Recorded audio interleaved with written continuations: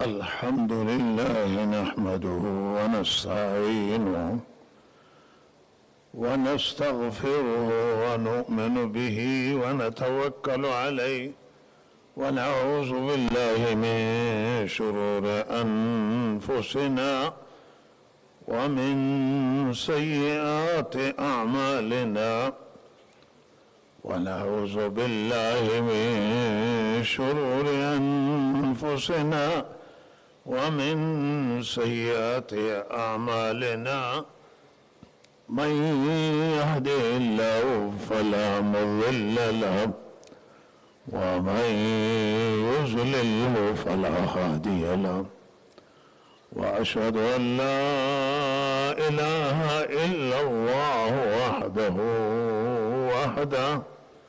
وحده لا شريك له وأشهد أن سيدنا ونبينا ومولانا محمدا عبده ورسوله صلى الله تعالى عليه وعلى آله وصحبه أجمعين. أما بعد، فأعوذ بالله من الشيطان الرجيم. بسم الله الرحمن الرحيم.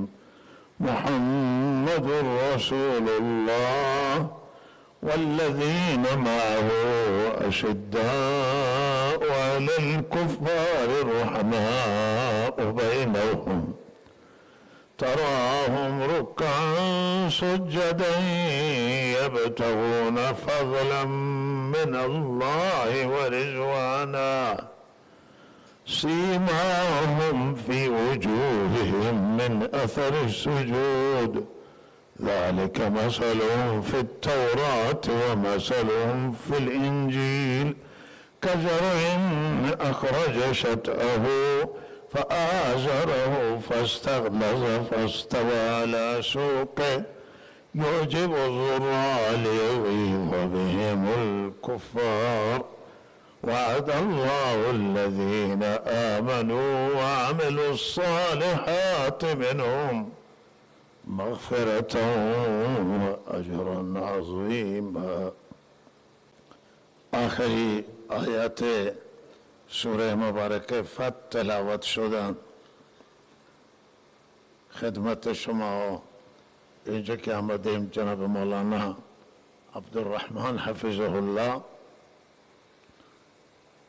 همین آیه را برای شما صحبت میکرد و بیان میکرد و انشاءالله ما هم مختصر هست صحبت ما. و این آیه از سوره مبارکه فتح و یکی از بزرگترین امتحان ها و آزمایشات در عصر حضرت رسول صلی الله علیه وسلم و در زمان صحابه کرام رضوان الله تعالی مجمعین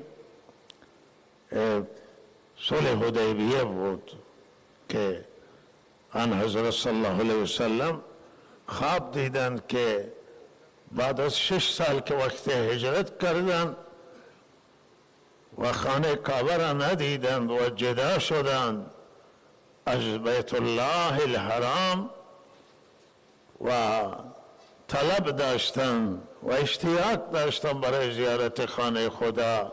آن حضرت خواب دیدند که خانه خدا را زیارت کردند و سر حل کردن بازی قصر کردن و وقتی آن حضرت این خواب را برای صحابه بیان کرد و صحابه هم بسیار امیدوار شدند که اتفاق رخ میده و آن حضرت صلی الله علیه وسلم بر اساس این خواب فرمودند که به زیارت خانه خدا می روند. 1400 نفر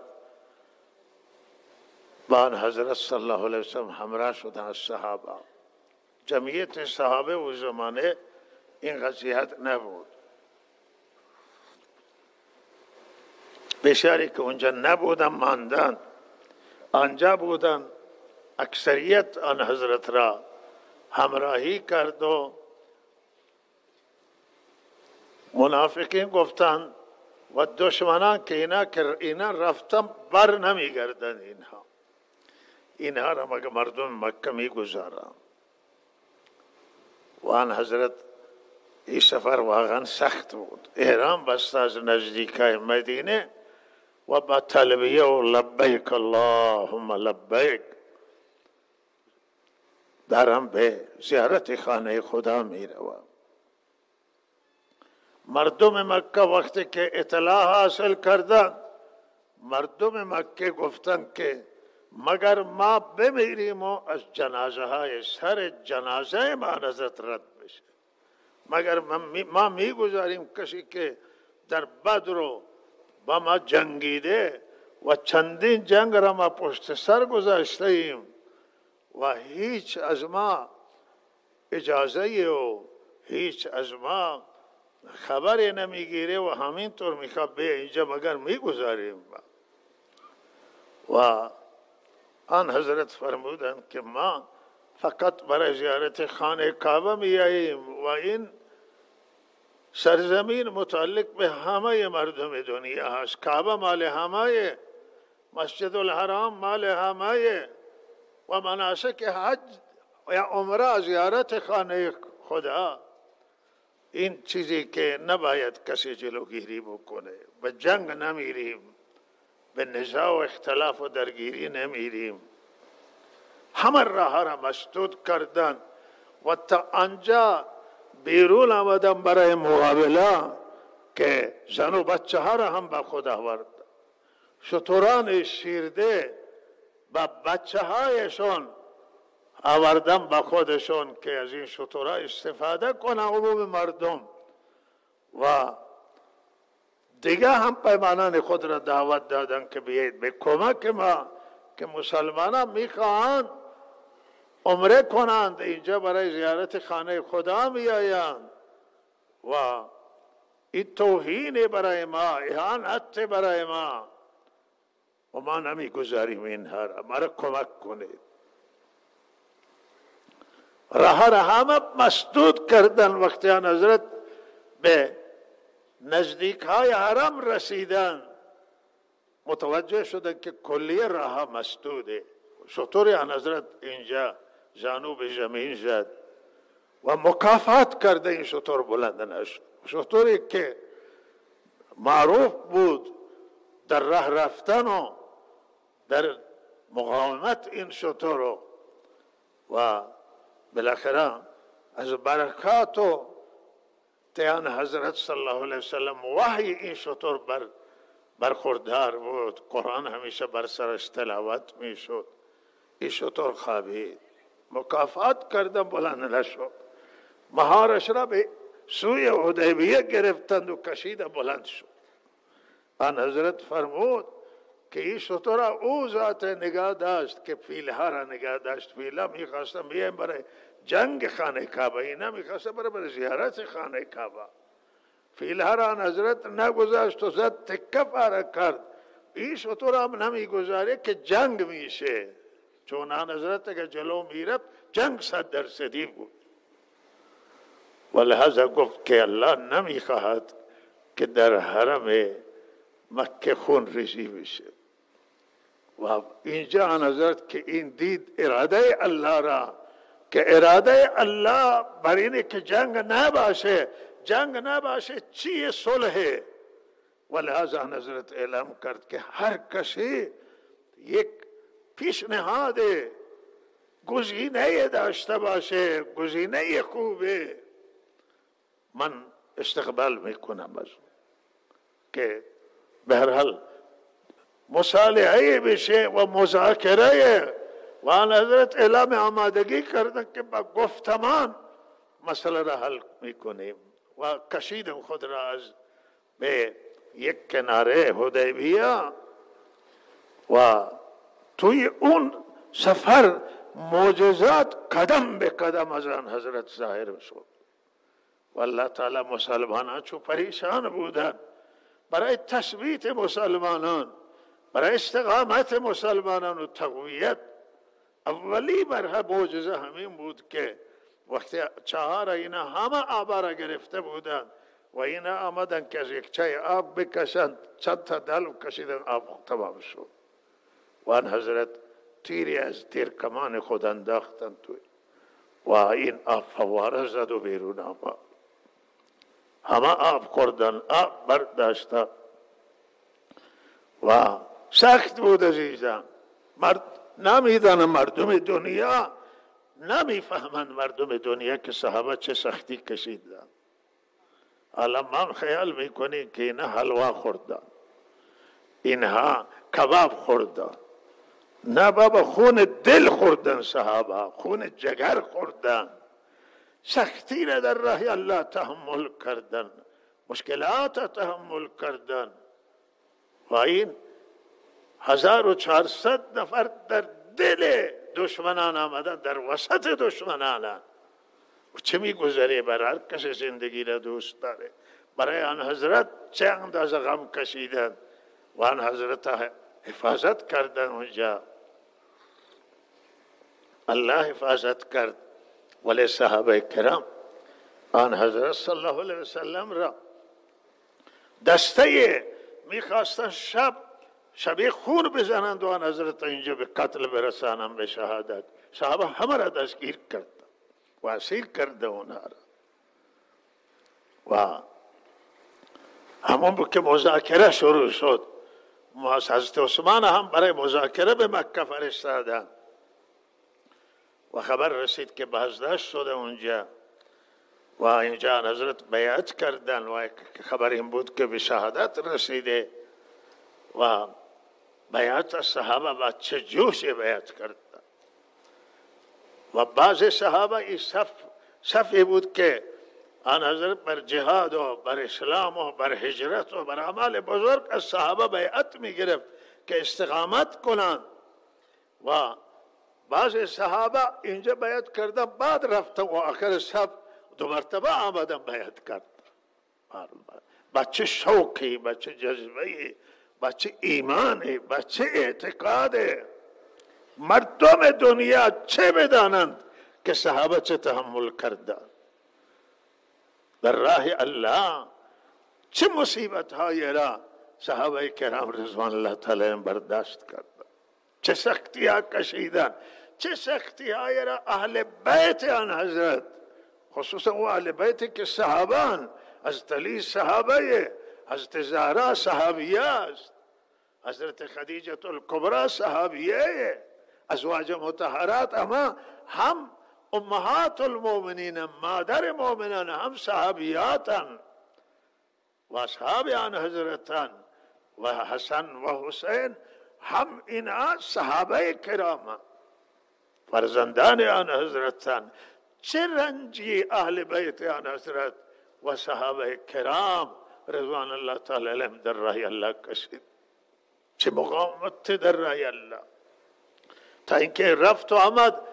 وقتی که شنیدن که آن حضرت بیعت میکنه که چون که مذاکره کننده حضرت عثمان دیپلماسن و دیپلماسن نباید کسی بازداشت کنه و رسم دنیا از همون زمانه تمدن همین بود که دیپلماس حرمت داره، لحاظ او را بازداشت کردند یا شهید کردن.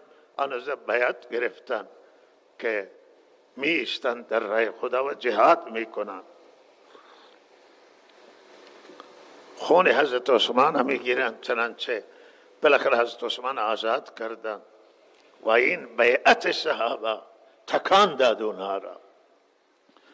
و مذاکره کننده یکی آمد و او مذاکره کرد و آن حضرت پیشنهاد صلح به اونها داد و این وقتی که برگشت و رفت اونجا، این مشرکین به جوش بود، گفتم مگر ما میگذاریم، ما حاله میکنیم. ولی او گفت که آی مردم، یکی از سران اطراف مکه که هم پیمان با مردم مکه بود، و آی مردم، من مگر پدر شما نیستم، سمت پدری ندارم؟ گفتم بله. گفتم مگر من قومم را برداشتم و اون مردمی که من اطاعت کردم برداشتم آمدم برای نصرت شما که با شما با این پیغمبر بجنگم. مگر این طور نیست؟ گفتم بله. گفت پس حرف من قبول کنید. این پیغمبر گفت که من رفتم دربار پادشاهان ایران، دربار پادشاهان روم،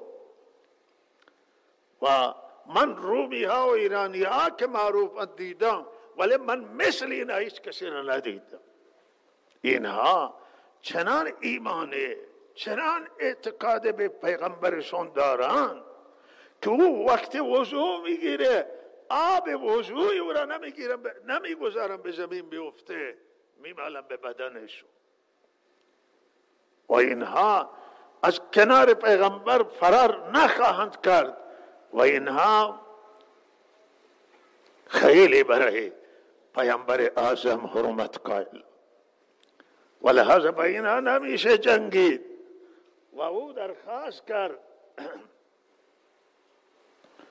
که حرف من قبول بکنید و با اینا صلح کنید. صلح خیره، به نفع و مذاکره شروع شد و من بقیه صلح و وقت زیاد میبرید اما نمیدم. او لب مطلب اگر ذهن من بیاید خدمت شما عرض بکنم که او این را متقاعد کرد که با این پیامبر صلح بشه و مذاکره دروازه مذاکره با این باز بشه. این آماده برای صلح، آماده برای مذاکره و با ایشون مذاکره کنیم و که جنگ شما را سست کرده و جنگ که چندین سال ضربه زده به اقتصاد و معیشت و به همه چیز جنگ ضربه میزنه، شما سست شده اید. این جنگ سست، بهتری که صلح کنیم و جنگ نباشه. و لحاظا اینا قبول کردن و مذاکره با حضرت صلی الله علیه وسلم شروع شد و اینها بر شرایط خودشون به جاهلیتشون که جاهل بودن خیلی لجبازی کردن در مذاکره و آن حضرت لجبازی اینا را پذیرفت، شرایط اینا را پذیرفت، شرایط سختی بودن و از جمله شرایط که گفته هر کسی مسلمان بشه فرار بکنه و بیاید به مدینه منوره، ما بپرستیم دنبال او، شما این مسلمان به دست ما بدید. خیلی سخت بود. آن نظر پذیرفت که ما به دست شما میدیم. مسلمانان اظهار ناراحتی کردن، گفتن نه خدا فرج میاره، شما اجازه بدید. گو هر کسی که مرتد بشه از مردم مدینه مسلمان و فرار کنه و پیش ما بیاید، ما به شما بر نمیگردنه.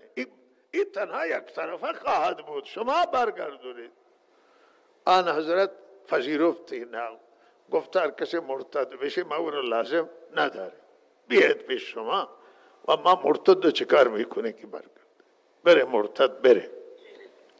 آیین آن حضرت پذیرفت و به هر حال صلح انجام کرد. صحابه بسیاری و پریشان شد، از آن جمله سیدنا عمر رضی الله تعالی عنه، و که این شرایط ذلت برای ما نباشه. ولی حضرت عمر حضرت ابوبکر متقاعد کرد که حضرت رسول صاحب وحیان و آنچه که انجام میدن مورد تایید الله تعالی است، شما نگران نباش. و همه اطاعت کردن، همه پیروی کردن و بعد صلح نامه نوشته شد و گفتن که الان لباس احرام بیرم بکنید. یه نکته اینجا هست و او اینه که از بر سر صحابه جنگ و مرگ اینقدر شدید نبود. گفت شهید میشی میری پیش الله، ولی برگشت بدون عمره که گفتن که سال آینده بیایید برای عمره. مثال شما خانه کعبه طواف نکنید، خود را از ایران بیرون بکنید، به مکه برگردید، به مدینه منوره برگردید. این بر صحابه سخت بود، این فشارش خیلی سنگین بود که آن حضرت فرمود شما سر حل کنید و هدایای خودتون که آوردید اینها را بکشید، حیواناتی که برای کشتن اینجا آوردید در حرم بکشید و سر خود را حل کنید و من و شما از اینجا برمیگردیم. و این سر صحابه سخت بود و صحابه سر حلق نکردند و ماندند توی میدان. آن حضرت خیمه ام سلمه از ازواج مطهرات آمدند و فرمودند که مثل امروز هیچ صحنه ندیدند که صحابه را همیشه که دستور دادن اطاعت کردند. الان میگه شما سر بتراشید، از احرام بیرون میکنید، همه خاموش شد. گفتن یا رسول الله این زوجه مطهره او روز مسئله بزرگی را حل کرد. گفت یا رسول الله شما با هیچ کسی حرف نزنید، بیرون از خیمه برید و حلاقا بخواهید سلمانی را که سر شما را حل کنه، شما با کسی حرف نزنید، هدیه خودتون بکشید. دیگه صحابه میدونن که دیگه عمره نیست، اطاعت خواهند کرد. همین کار انجام گرفت. آن حضرت بیرون آمد، سر خود را حل کرد، هدیه خود را کشت. تمام صحابه سرشون حل کردن و از بس که پریشان بودن بعض سر یک دیگر بریدن، دستشون می لرزید از ناراحتی. و حیوان ها این در سخت‌ترین شرایط، همونی که از اونجا که برگشتن بالاخره آیه نازل شد که شما فتح عظیمی کردید، شما فتح کردید، صلح به نفع شمایه و شما فاتح میدانید. و همونطور شد. بالاخره اینا قرارداد 10 ساله را بود. در این 10 ساله اسلام گسترش پیدا کرد، اسلام فراگیر شد، قبایل مسلمان شدن، خیلی مسلمانات توانستن روم و ایران دعوت بدن به اسلام. حضرت به پادشاهان نامه نوشت و دعوت خیلی گسترش پیدا کرد. دیگه جنگ تمام شد و سال 8 هجری که 2 سال تقریبا بعد از اون قرارداد میشه، اینها خیانت کردن به صلح و قرارداد و آن حضرت با صحابه آمدن مکه را فتح کرد. همه مردم مکه مسلمان شدن الا ماشاءالله. در این شرایط سخت در احزاب که 12,000 نفر یا 14,000 نفر کم و بیش از قبایل عرب و از احزاب لشکر کشی کردن برای نابود کردن مردم مدینه. آن حضرت خندق بریدن، 1 ماه در مقابل این ایستاد. احد گذشت و بدر گذشت و این سخت بودن. بدر خیلی سخت بود. 313 کم و بیش در مقابل 1000 نفر جنگیدن.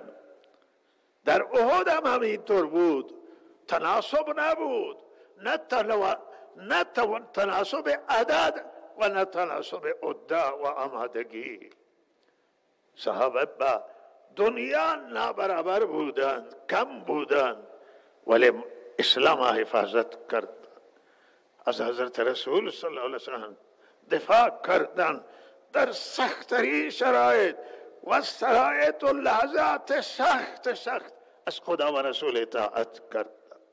همینی که الله تعالی بار در قرآن اعلام رضایت میکنه و اعلام خوشنودی میکنه از صحابه کرام رضوان الله تعالی علیهم.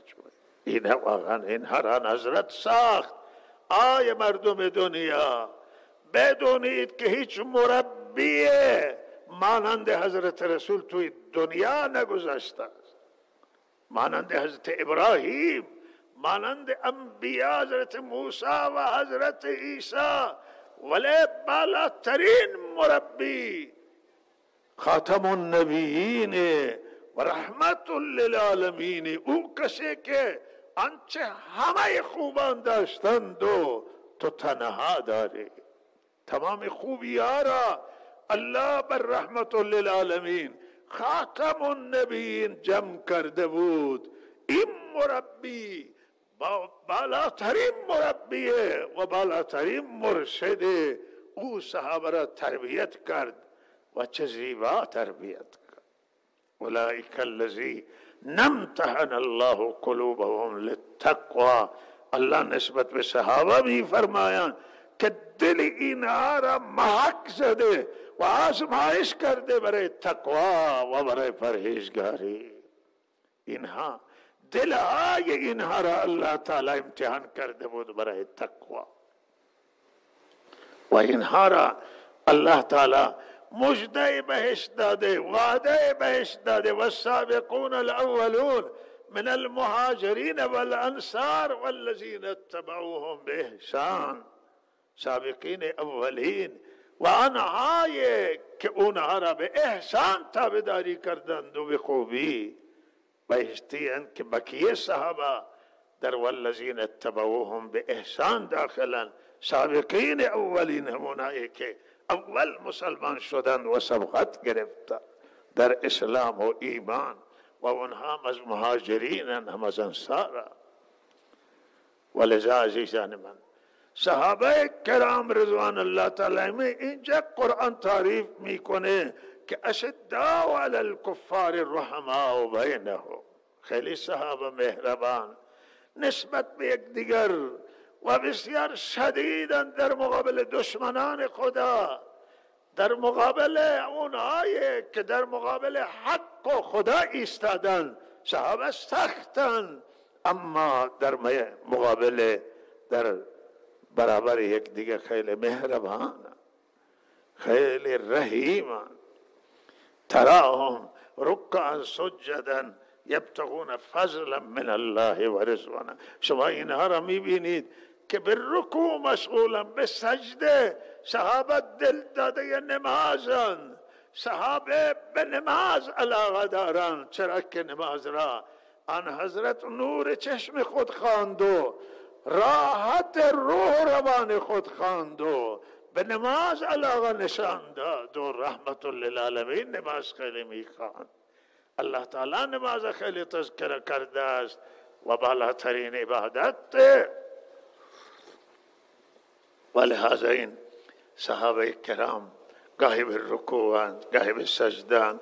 در سفر بر سر حیوان نماز نفل میخوانند، برای فرض فاهیم میآیم. در حضر سر مزرعه و کشاورزی، توی خانه، توی مسجد، اینها مشغول میبینی، مشغول نماز.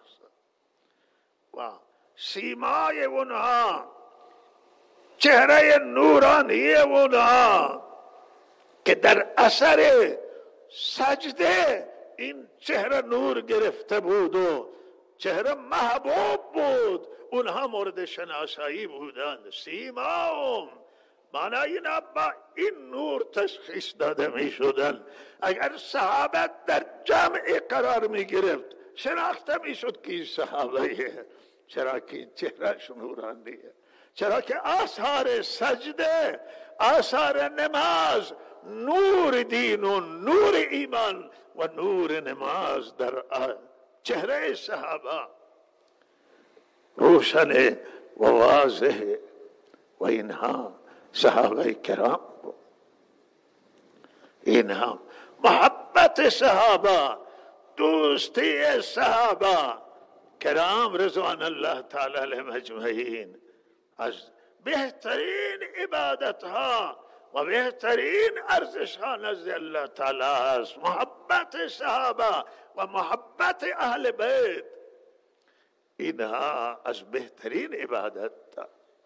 لیکن تنها محبت خالی نباشه، بلکه از سیره صحابه، از عمل کرد صحابه، از کردار و رفتار صحابه ما اطاعت کنیم و پیروی بکنیم. زندگی صحابه در خود پیاده بکنیم، زندگی اهل بیت و سیره اهل بیت عمل بکنیم، سیره حضرت رسول صلی الله علیه وسلم عمل بکنیم. این حیاتیه و سیره آن حضرت در رأس و سیره اینها همه سیره آن حضرت بود. و لحظه حرمت مقدسات و حرمت بزرگان دین و حرمت اولیاء الله و آنهایی که برای الله زحمت کشیدن، برای دین خدا، اونهایی که محبوب شدن نزد خدا و قربانی دادن، محبت اینها عزیزان من بالاترین عبادت هست. و هرگاه که شما با این بزرگان محبت بکنید و اطاعت همراه باشه، عمل کرد همراه باشه، لہذا این نزد خدا پسندیده و محبوبه. و اگر کسی محبت صحابه را نداره و محبت اهل بیت نداره، حد اقلش اینه پیام ما دل سوزانه و خیرخواهانه به همه مسلمانانه که اگر شما اینها را دوست نداشتید، ادب اینها را داشته باشید، حرمتشون را داشته باشید و به صحابه کرام اهانت صورت نگیره.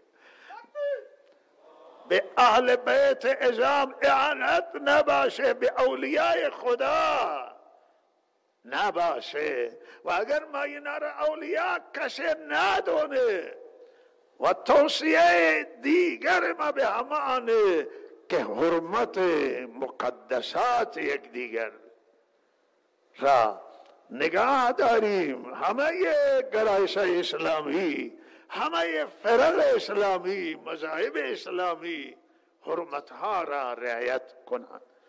ما که سر منبر میریم، علما، خطبا، گویندگان،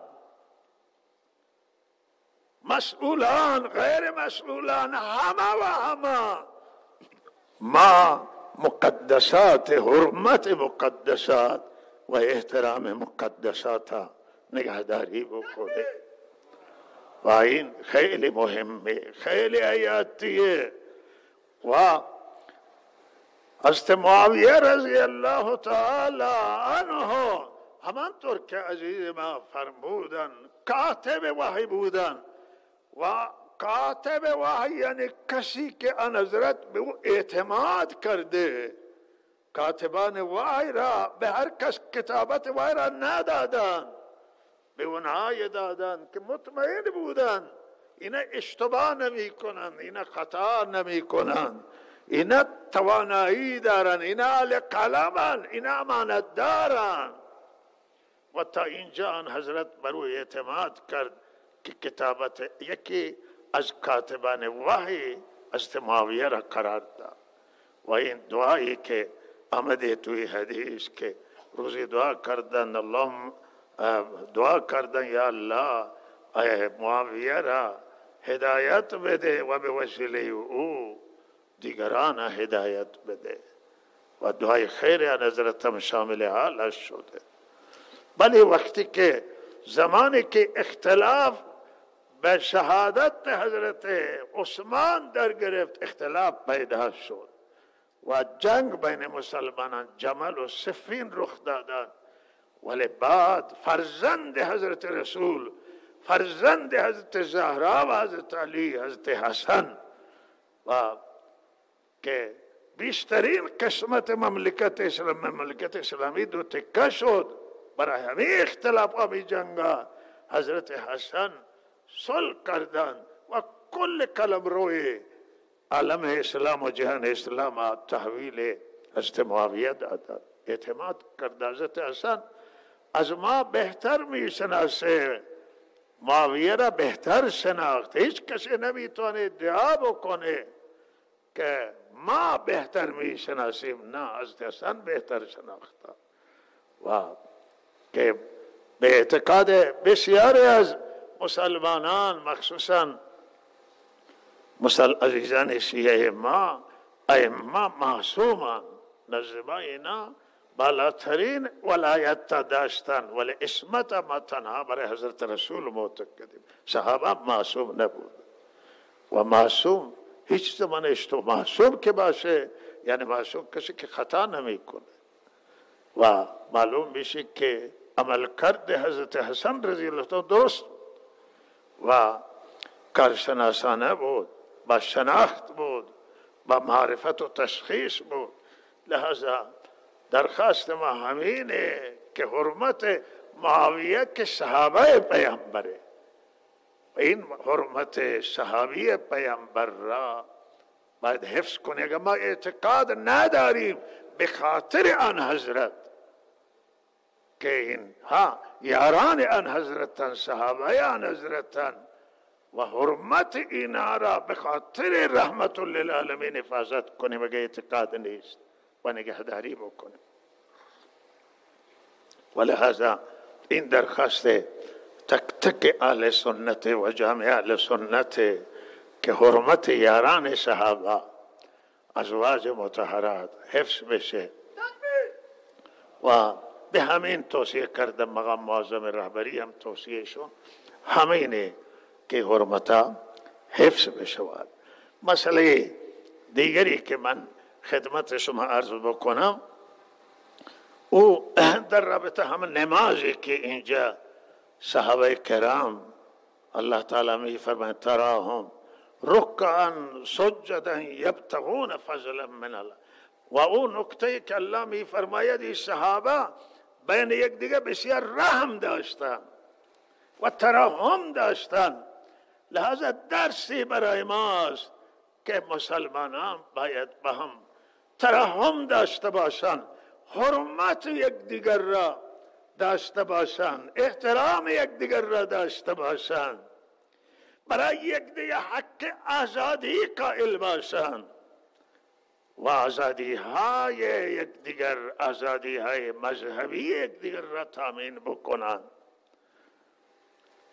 این یک چیزی خیلی ضروری و لازمی است و قرآن این همه تاکید کرده مسلمانان را به تقوا و خدا ترسی و تاکید کرده که شما همه به رسمان خدا چنگ بزنید، به قرآن چنگ بزنید، به دین اسلام چنگ بزنید، به تعلیم زیبای رحمت للعالمین به هم منسجم و متحد باشید، تفرقه ایجاد نکنید، اختلاف ایجاد نکنید.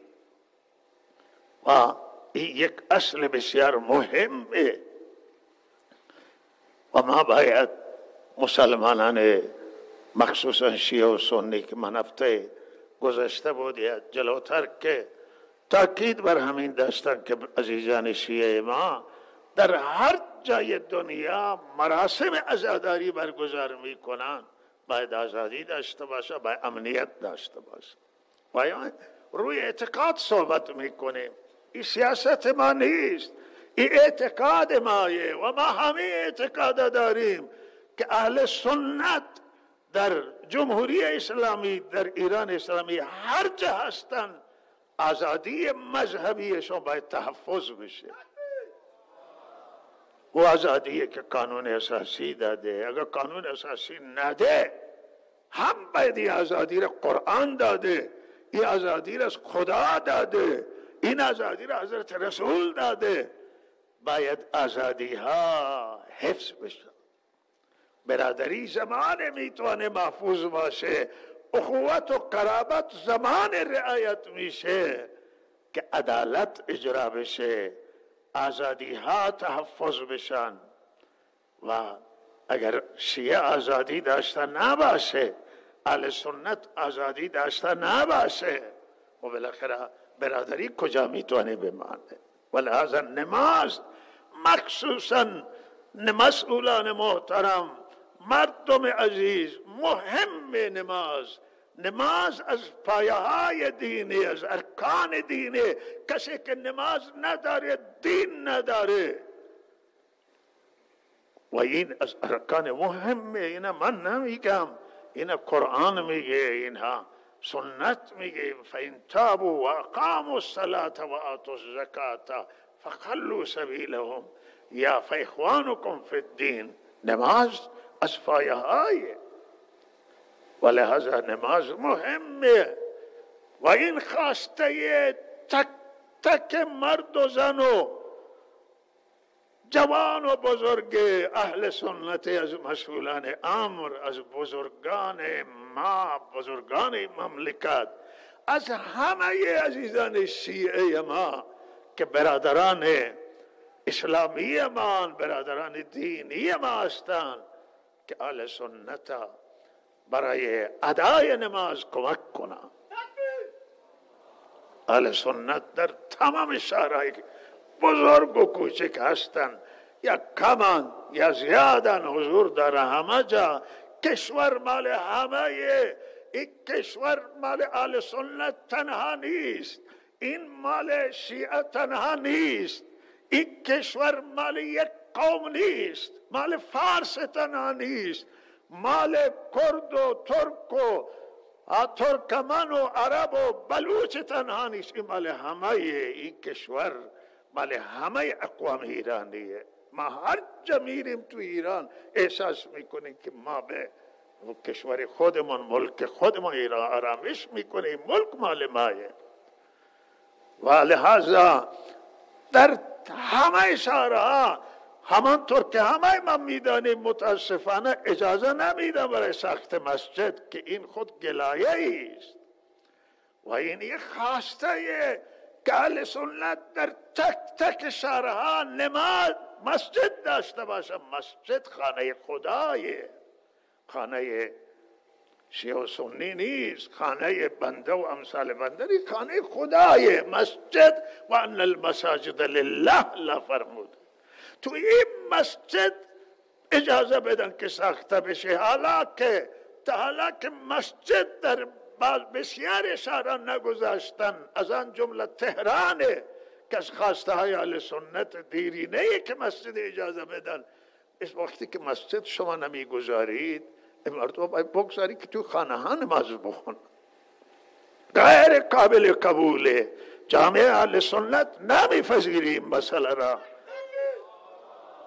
که توی نماز خانه ها حالا بیاد کسانی به عنوان مامور که آقای خانه شما نماز میخوانه، نماز خانه نماز خانه شما نماز میخوانید، این کاربریش مسکونیه.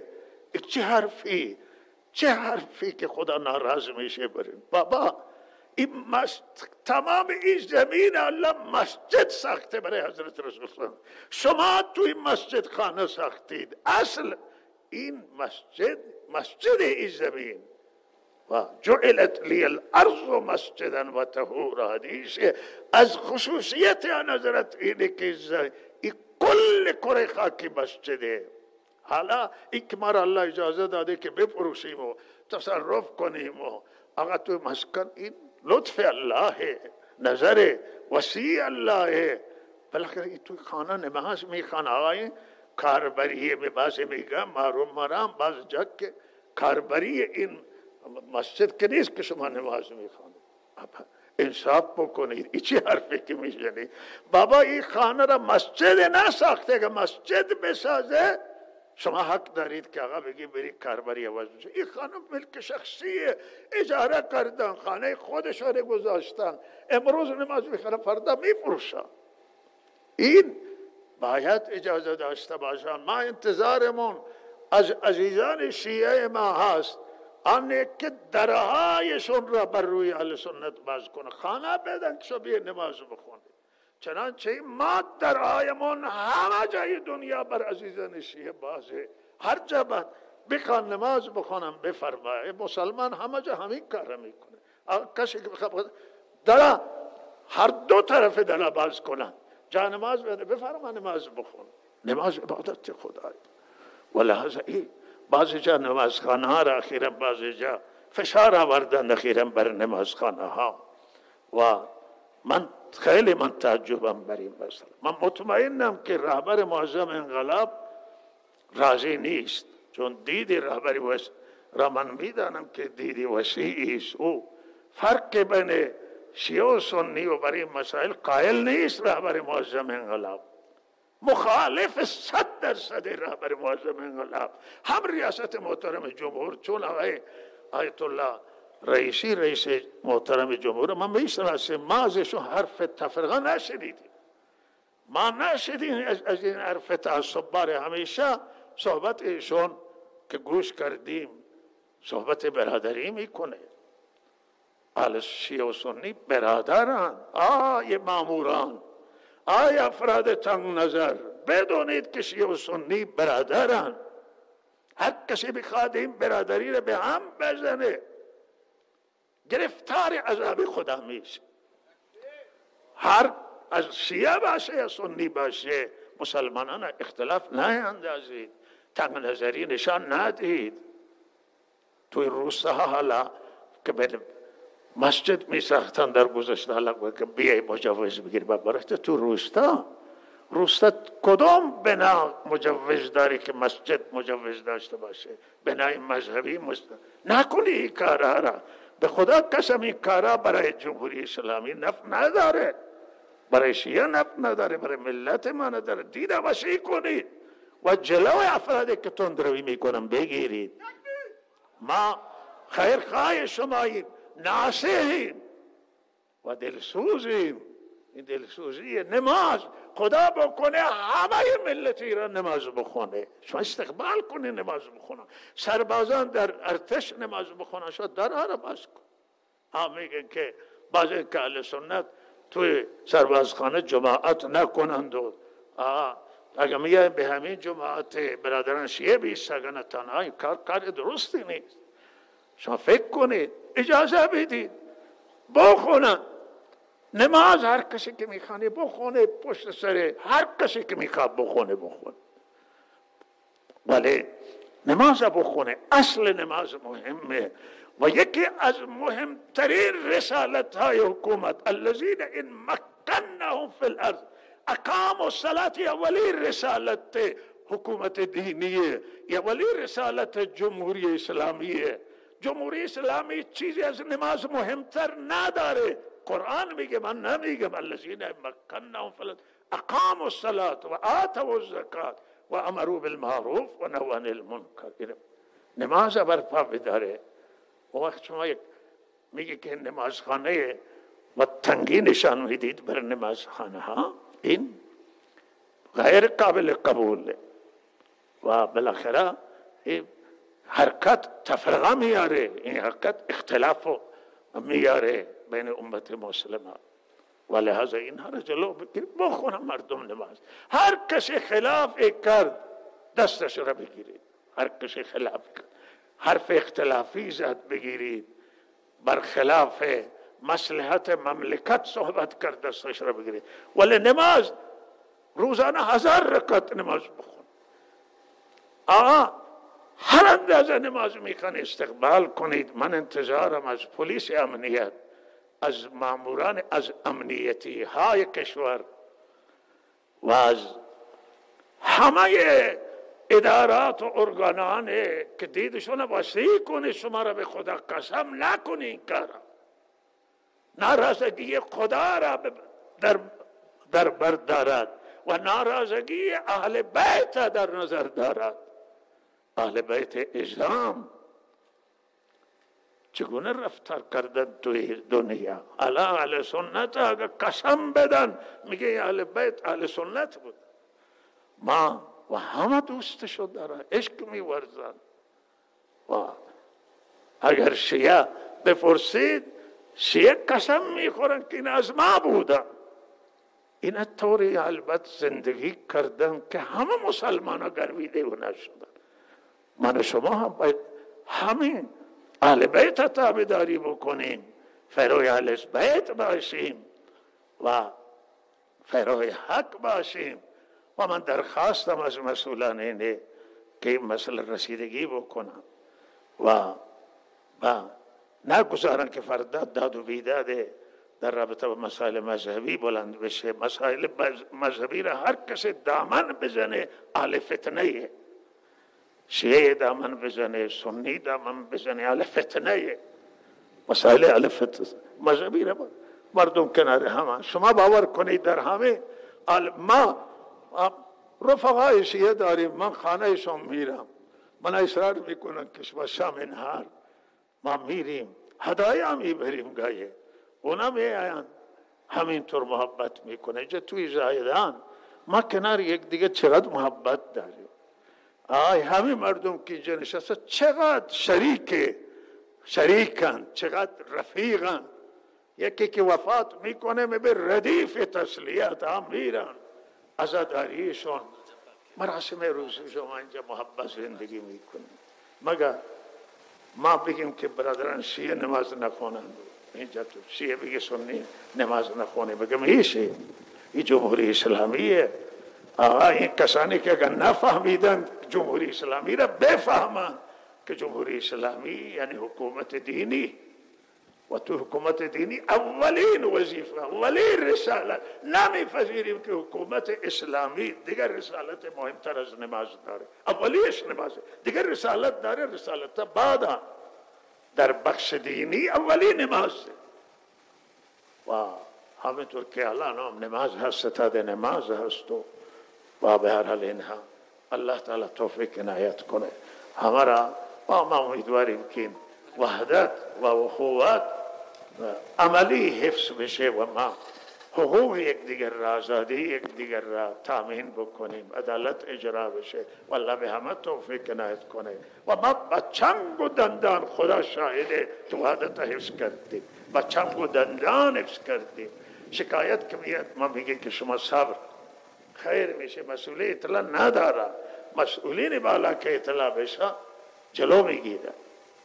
و ما امیدواریم که بزرگان، من این درخواست از اینجا مطرح میکنم که ما انتظارمون از رهبر معظم انقلاب اینه که این بخش که تامین آزادی های اهل سنت و خود زیر نظر بگیره. و ما درخواستمون برام این بوده که هم این تامین آزادی های مذهبی یا اهل سنت و هم اجرای عدالت و به کارگیری شایستگان اهل سنت و هم درخواستمون از ریاست محترم جمهور، ریاست محترم مجلس و از تمام قوا درخواستمون هم اینه، از قوای قضاییه و همه قوای مجریه مقننه اینه که همه این مسائل نظارت کنن. یک مطلبی باقی من این عرض کنم و او اینه که همین جریانی که اخیراً رخ داد و توی امریکا و حمله به سلمان رشدی شد، من در این باره بالاخره یک توضیحی دارم و یک صحبتی دارم و او اینه که ما از اروپایی ها میخواهیم، از امریکایی ها، از مردم دنیا که توهین را از آزادی بیان جدا کنند. آزادی بیان، ما معتقدیم به آزادی بیان، آزادی داشته باشه بیان، ولی توهین جدا از عرض کنم که به آزادی بیانه. اگر کسانی فرق قائل نیستن، اینا قانون قوانین آزادی را نفهمیدن و غلطه. آقا این کسی اگر به مادر کسی پوش بده، به همسر کسی پوش بده، به خود کسی توهین بکنه و پوش بده، این آزادی بیانه. و آنچه که دنیا از او نگرانه و ناراحت او زمانی که این تظاهرات شکل گرفتن، در وقتی که کتاب آیات شیطانی منتشر شد، صحبت این بود که به مقدسات اسلام توهین شده. و اگر کسی در چارچوب استدلال صحبت بکنه، در چارچوب منطق صحبت بکنه و آزادی بیان دنیا او را آزادی بیان تامین بکنه، این توهین خلاف آزادی بیانه. این بیان نیست. بیان فرق میکنه با فحش و بیان فرق میکنه با توهین. و ملت مسلمان همانطور که توهین را به رسالت و توهین را به قرآن عظیم و شان مسلمانان نمیتوانند در دنیا بپذیرند و تحمل کنند، توهین را به حضرت عیسی، توهین را به حضرت موسی، توهین را به حضرت مریم هم جهان اسلام نمیتوانه بپذیره. توهین ما بین مسیحی ها میگیم جهان مسیحی ها میگیم که آیا شما توهین حضرت عیسی را میتوانید تحمل کنید؟ مسیحی ها میتوانند کسی علیاذ بالله به حضرت عیسی توهین کنه پوش بده، به حضرت مریم اهانت کنه پوش بده؟ جهان میتوانه بپذیرن، اروپایی ها میتوانن قبول کنن، امریکایی ها میتوانن، فرانسوی ها میتوانن، انگلیس میتوانه. وقت شما نمیتوانید که اهانت به حضرت مسیح و حضرت مریم بپذیرید. مسلمان ها نمیتوانند اهانت به مسیح و مریم و موسی و به محمد صلی الله علیه و سلم علیهم الصلاة و التسلیم، صلات و سلام خدا بر همه باد. مسلمانان نمیتوانند تحمل کنند توهین قرآن عظیم الشان. این یک چیزی که در اعتقاد مردمه. شما این مسلمانان که 2 میلیارد مسلمان توی دنیا منتشره، وقتی که توهین میکنید، یکی خودش را کنترل میکنه، یک جمعیت خود را کنترل میکنه، یکی از خارج میشه از کنترل، کاری انجام میده. بعد شما میگید که دیدید این آزادی بیان مورد حمله. کدوم بیان مورد حمله؟ ولهذا شما با این ما از جهان میخواهیم، از سازمان ملل میخواهیم، ملل متحد میخواهیم و از تمام مجامع بین المللی درخواست داریم که یک قانون تصویب بکنن، منطور که قانون حقوق بشره، مساوات بین تصویب بکنن که به هیچ ملت، نه ملت مسلمان، نه مسیحیت، نه یهودیت و نه حتی بوداییت که بت پرستش میکنن، نباید مقدساتشو به حرمت بشه. الحمدلله موضع ما بهترین موضع، عادلانه ترین موضع ما از اروپایی ها و امریکایی ها بهتره. ما میگیم به هیچ جهان، به هیچ ملت کسی پوش نده، ناسزا نگه، توهین نکنه. بیان، هیچ کسی مخالف بیان نیست. بیان با دلائل علیه ما صحبت کنید، ولی دلائل صحبت کنید، نه ما را پوش بدید، نه ما را توهین کنید. توهین نکنید. مقدسات ما را شما انتقاد کنید، ما حرفی نداریم. شما دلائل ذکر کنید، بررسی کنید، ولی توهین نکنید، پوش ندید، ناسزا نگید. و اگر این قانون در دنیا تصویب بشه، امنیت جهانا این تضمین میکنه و تامین میکنه، دیگه مشکلاتو پیش نمیاد، هیچ کسی از کوره در نمیره، هیچ کسی از کنترلش خارج نمیشه، ولی حضرت امنیت تامین میشه. و این بالاترین مبارزه با تروریسم، این بالاترین مبارزه با این پدیده تروریسم هست که توی جهان ضرر رسونده به دنیا و ضرر داره برای دنیا.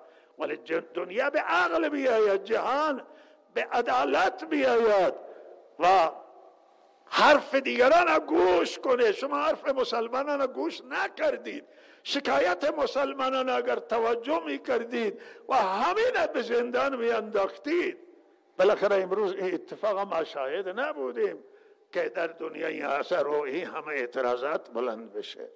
الله تعالی همه را انصاف بده و همه را به سوی عدالت الله تعالی توفیق بده که به عدالت فکر کنن. و صلی الله علی سیدنا محمد.